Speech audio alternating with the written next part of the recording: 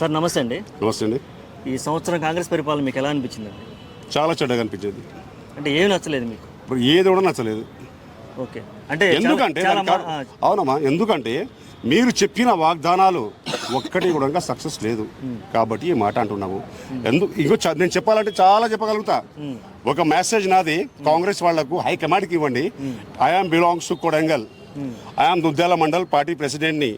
మేము కూడా అనుకున్నాం, ఉన్నమాట చెప్పడానికి తప్పేం లేదు. అరే చాలా సంతోషము, మా కాన్స్టిట్యున్సీ నుండి ఒక సీఎం అయినరు.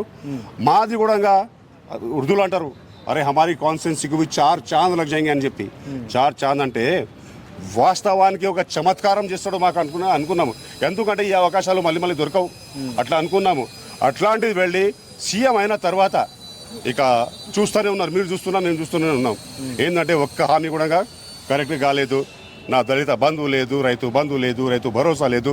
బీద ప్రజలకు ఎన్నైతే వాగ్దానాలు ఇచ్చిండ్రో, అత్తకు పెన్షన్ 4,000 ఇస్తామని చెప్పి అవన్నీ మీకు తెలుసు. అవి గురించి మనం ఊరికి ఎందుకు చెప్పుకోవడం, అందరికీ ప్రతి ఒక్క విషయం తెలుసు అవి. అయితే అందులో ఏది కూడా సక్సెస్ కాలేదు కాబట్టి కాంగ్రెస్ మేము లైక్ చేస్తలేము. ఓకే, మార్పులు చాలా జరిగాయి కదా సార్.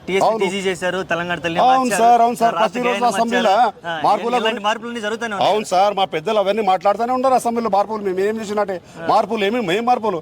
యాత్ర అంటే ఢిల్లీ, మార్పు అంటే జైలుకు రాండి, పోలీసులు పట్టిండ్రి, గదే మార్పు. ఇంతకుముందు లేని మార్పు అంటే అదే. ఎటు పోయినా పోలీసు వాళ్ళని పెట్టాలా, వాళ్ళను విధించాలా.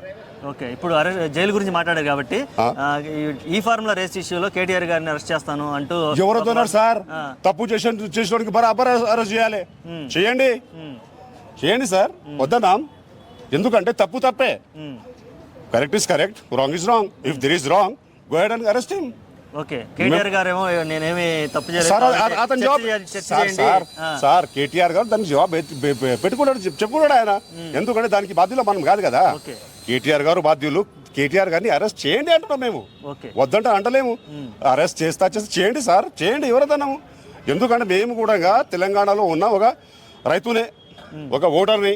మాకు కూడా మా స్టేట్ బాగుపడాలి, మంచిగా ఉండాలి, దొంగతనాలు కావద్దు, లూటి పనులు కావద్దు, మంది దగ్గర కమిషన్లు తీసుకోవద్దు. మేము కూడా అనుకుంటాం ఆ పైసలన్నీ ఎవరి, మా ప్రజలే, ఆ పైసలన్నీ మనయే, ఒకరి సొత్తు కాదు. ఒకవేళ కేటీఆర్ గారు తప్పు చేస్తున్నారు అని చెప్పి అనుకుంటే ప్రూవ్ చేయండి, అరెస్ట్ చేయండి సార్, వద్దంటాం, దానికి నో ఇష్యూ.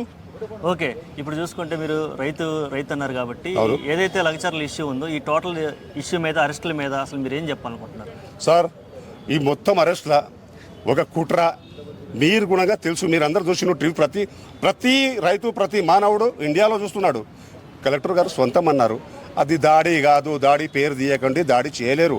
ఎందుకంటే 10 మంది ఉంటారు, అందులో ఎవడో ఒకడేమో అంటుంటాడు, దుబ్బులాట జరుగుతూ ఉంటుంది.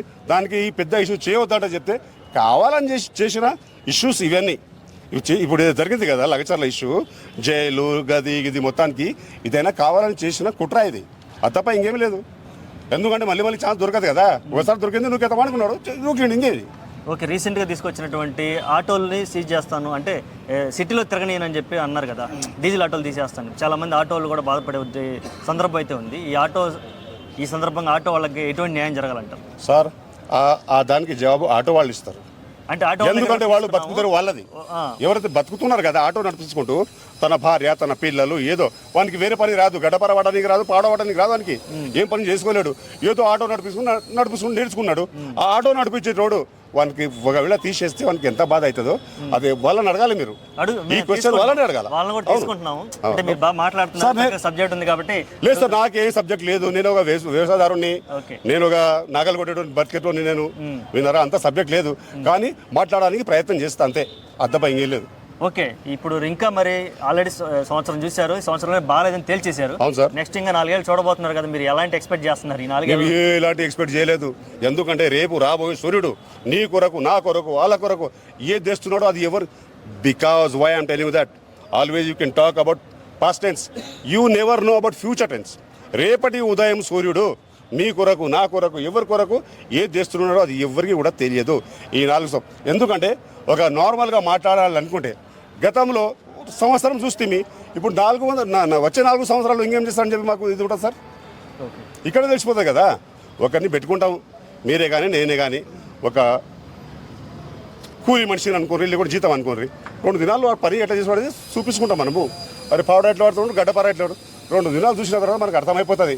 అరే ఇటు పనికిరాను రబ్బాయి తీసేనంటాం. ఓకే అంతే కదా. షార్ట్లో చెప్పాలంటే అర్థమయ్యేటోళ్ళకు అర్థమవుతుంది. Okay thank you sir.